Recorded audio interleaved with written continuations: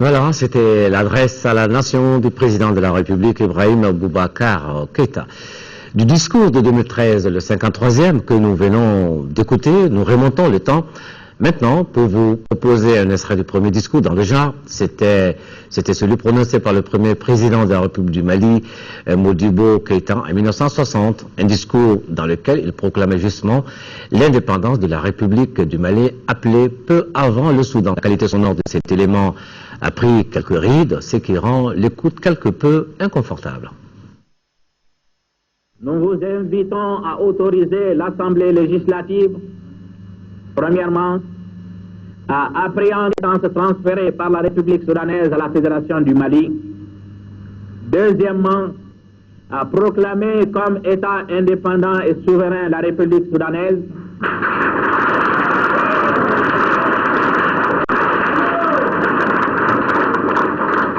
Troisièmement, à proclamer que la République soudanaise s'appelle la République du Mali.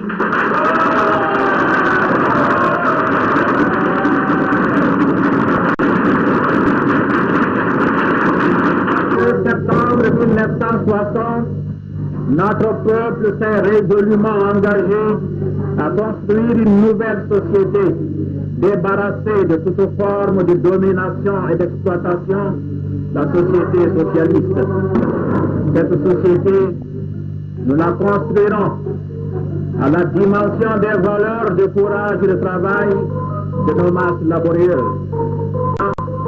Cette transformation qualitative passera par des étapes successives et chacune de ces étapes connaîtra des succès, mais aussi des difficultés. Désormais, nous devons compter d'abord sur nous-mêmes, sur l'effort créateur de notre peuple. Nous devons produire davantage dans les champs, dans les usines, sur les chantiers, dans les bureaux, partout au travail. Le militant d'avant-garde ne saurait plus être celui qui clame les mots d'ordre du parti et qui, dans son travail quotidien, n'apporte rien à la révolution. Chaque militant RDA devra en fin de journée, dans le cadre de la répartition du travail, présenter un bilan, quelque modeste soit-il, qui sera sa contribution à l'œuvre de construction du grand édifice que nous sommes en train de bâtir. En avant, camarades, pour de plus grands succès, vive le 22 septembre, vive la Révolution pour que vive un Mali prospère. Voilà, c'était en 1960 un extrait du discours prononcé par le premier président du Mali, Modibo Keïta, discours donc qui proclamait l'indépendance de la République du Mali. À l'occasion du départ de Sa Majesté Mohamed VI, en fait de visite au Mali, la direction du protocole de la République invite à l'aéroport international de Bamako-Sénou, demain dimanche, 22 septembre 2013, à 12h45, les membres des corps constitués suivant les membres du gouvernement, les présidents des institutions de la République, les membres du corps diplomatique, le gouverneur du district de Bamako, le maire du district de Bamako, les chefs d'état-major et directeurs des services centraux des armées. Le décollage de l'avion présidentiel, de l'avion royal est prévu pour 13h20. Le Mali, en fait, donc, demain, pour célébrer le 53e anniversaire de son accession à l'indépendance, nos forces de défense et de sécurité seront au rendez-vous avec la prise d'armes qui aura lieu dans la matinée au 34e bataillon du génie militaire ici à Bamako. Ce sera en présence du président de la République, déjà aujourd'hui. Les troupes étaient en exercice de simulation pour faire le dernier réglage.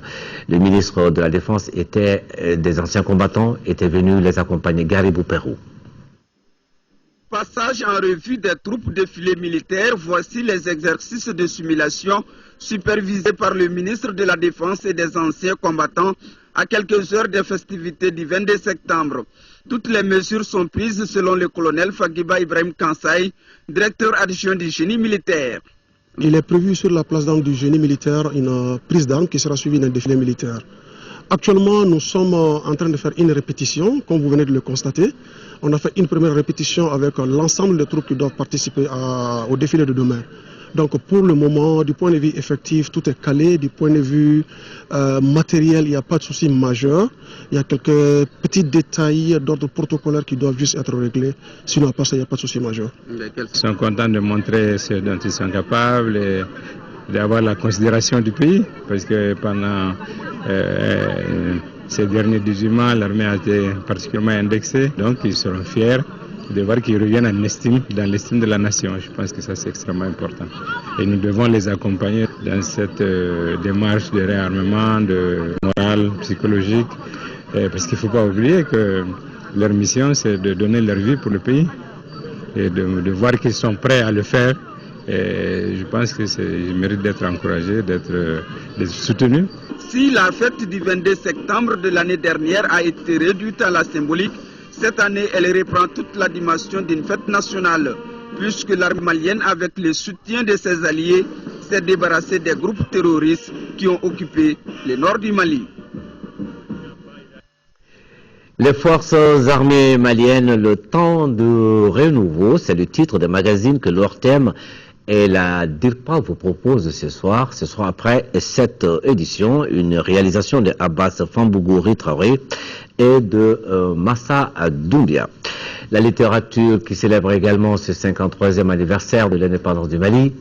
Le livre présenté aujourd'hui est du dramaturge Gaussou Diawara, l'œuvre qui a pour titre Le Phénix, donne la parole à deux femmes pour magnifier les hauts faits du Mali. Amadou Sankaré a rencontré l'écrivain malien. Voici leur entretien.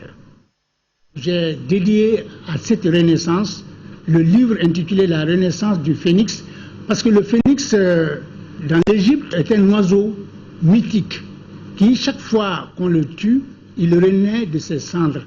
C'est l'un des plus beaux oiseaux du monde. En Bamananka, on appelle Dakankolon. Dakankolon, c'est l'oiseau qui ne meurt pas. Il s'agit d'un poème dramatique.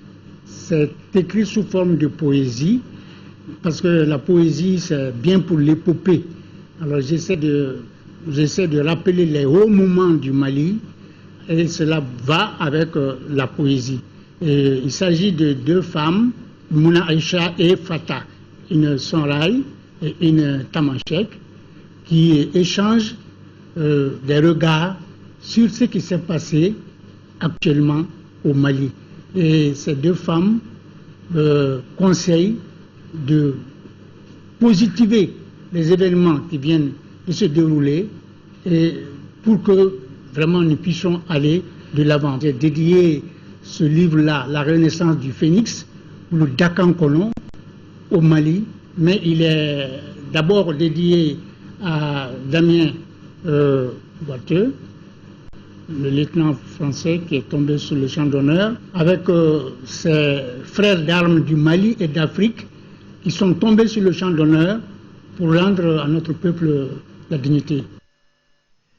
Le Mali qui célèbre son 53e anniversaire tout en consolidant la cohésion et la concorde entre tous ses fils. Les familles fondatrices de Bamako épousent cette cadence. Elles avaient déjà rencontré le président de la République avec leur message de paix et aujourd'hui, elles ont échangé avec les groupes armés du Nord. Constat, volonté commune des deux parties de résoudre la crise du Nord par le dialogue. Boulama Traoré. Les initiatives se multiplient pour trouver une solution à la crise sécuritaire du Nord. La dernière en date est celle des familles fondatrices de Bamako. Les patriarches de Niaré, Touré et Dravé ont rencontré ce samedi les représentants des groupes armés du Nord. Une rencontre ainsi schématisée, se parler, se comprendre et aller dans le sens de la paix et de la réconciliation. Le fait que les différents groupes aient accepté de venir au dialogue, ça nous a complètement déchargés. Tant qu'on accepte le dialogue, on pourra trouver la solution. Mais il faut se dire la vérité et balayer ce qui n'est pas bien, nettoyer bien les rapports pour que chacun se trouve à l'aise dans son terroir. Cette rencontre s'est déroulée dans une parfaite convivialité et une compréhension mutuelle. Rencontre à laquelle ont pris part les représentants du mouvement arabe de l'Azawad et ceux de la coordination des mouvements et forces patriotiques. Quant aux délégués du MNLA et du HCUA, ils étaient absents pour raison des calendriers, dit-on. Il nous faut donc, mes chers pères, mes chers oncles, venir vers vous et régulièrement chercher auprès de vous ce capital de sagesse qui vous a permis d'apporter la paix et la tranquillité dans les cœurs des citoyens de Bamako, mais également d'une grande partie du Mali. Par cette rencontre avec les groupes armés du Nord, les familles fondatrices de Bamako privilégient les mécanismes traditionnels de gestion des conflits. Comme l'a souligné un membre des groupes armés, la solution à nos problèmes réside dans nos traditions. Nous vous prenons à témoin que nous sommes là pour la paix. Que nous sommes venus chercher la paix. Mais cette paix ne peut être acquise sans la vérité. Si rien ne peut se construire dans la mésentente, tous conviennent ici d'aller vite à la paix, car le sentier de développement est très vaste.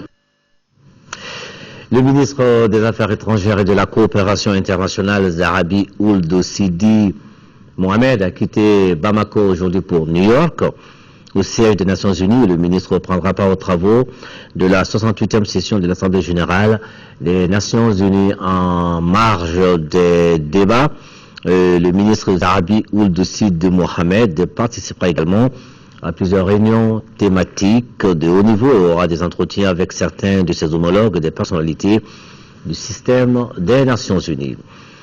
Les Maliens de la diaspora tournés vers le renforcement de leur organisation pour mieux participer à la construction du Mali. Le sujet était l'objet de la rencontre qu'ils ont eue cet après-midi avec le président du Haut Conseil des Maliens de l'extérieur.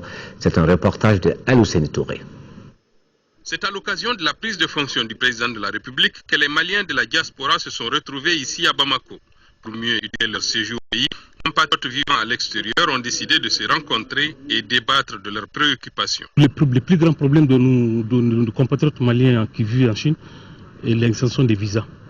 Parce que seulement c'est le Mali, le seul pays qui ne trouve pas les visas autour des pays voisins de Chine, c'est le Mali. Et tous les pays africains d'autres, ils peuvent renouveler leur visa dans un pays voisin.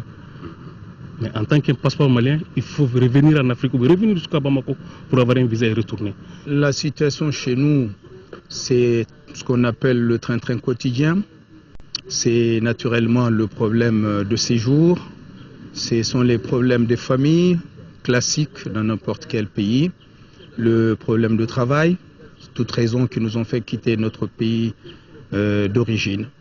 Les Maliens de l'extérieur apportent beaucoup à l'économie et au développement de notre pays. Cependant, ils sont confrontés à pas mal de difficultés dans leur pays de résidence.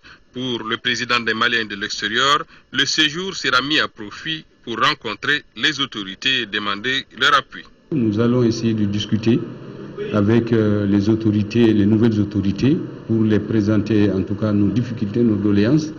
Et je suis sûr que ça c'est dans maintenant les accords État-État. Le Haut Conseil ne peut pas se substituer pour aller discuter avec le représentant d'un pays. Les Maliens de la diaspora ont enfin prié pour le Mali et les Maliens.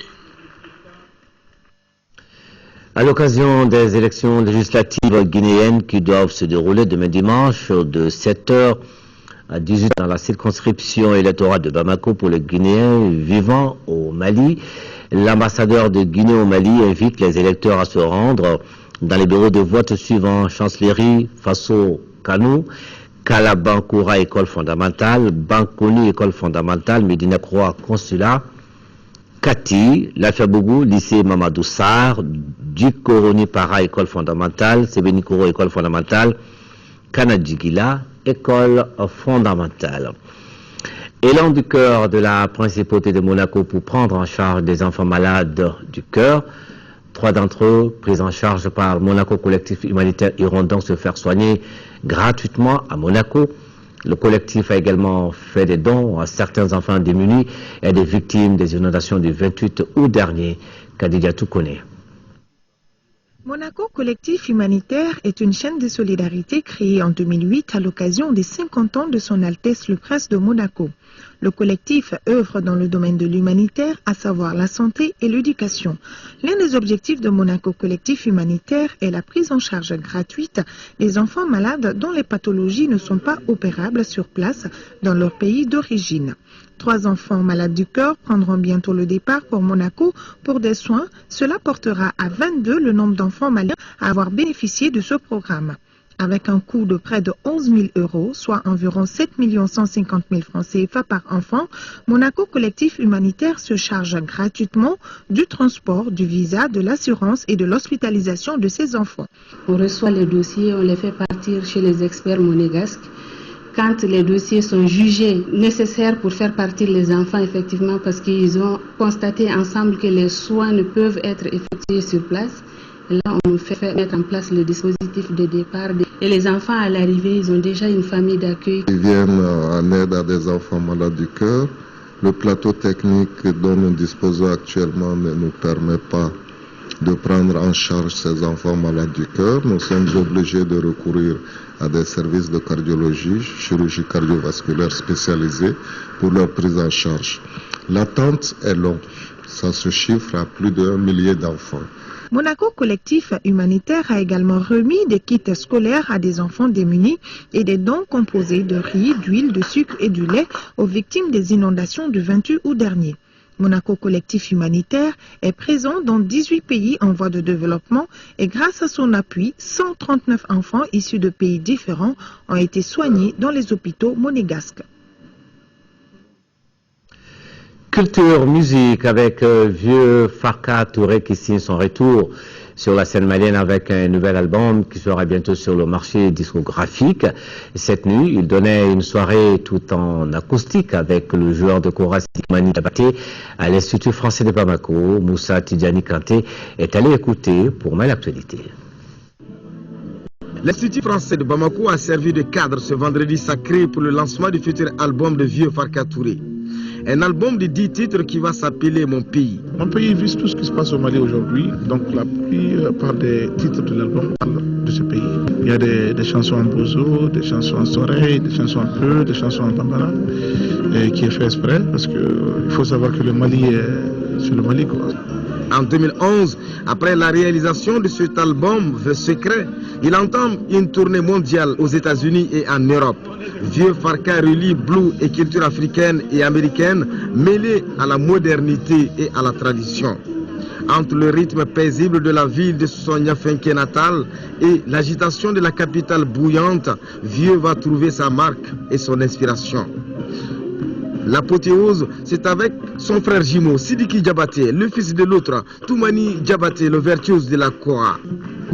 Une virtuosité de ces instruments à cordes et du coup, la complexité cède à la complicité.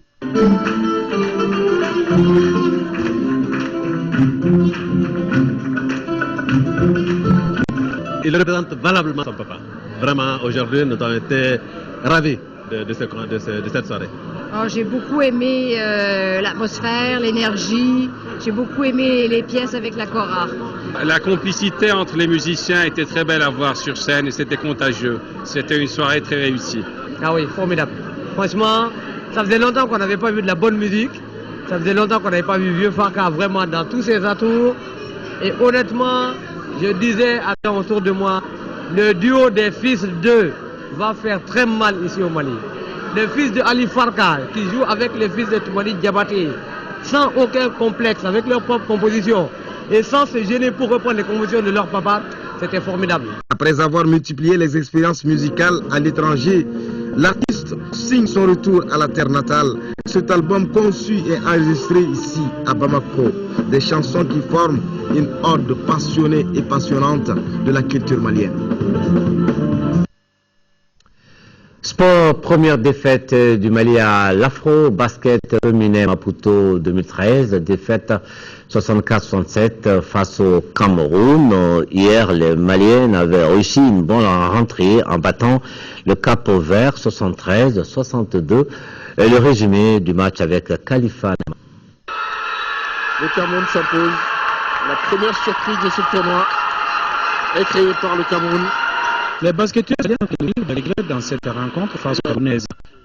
péniblement dans le match, elle se laisse dominer par les adversaires qui finissent le premier quart-temps avec un écart de 9 points, soit 19-10.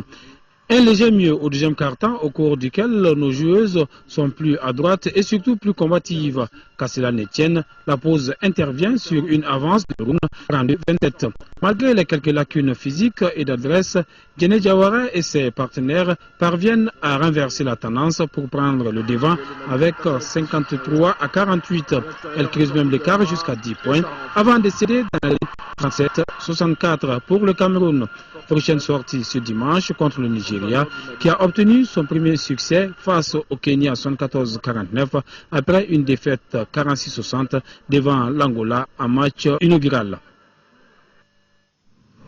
Et puis cette nouvelle de dernière minute qui nous parvient, les élections législatives de Guinée-Conakry sont reportées au 28 septembre prochain. Information de l'ambassade de Guinée. Et puis en raison de la retransmission en direct des matchs de basket, le journal de 13h demain, dimanche, sera diffusé à 12h30. Cette édition s'achève. Merci de l'avoir suivi.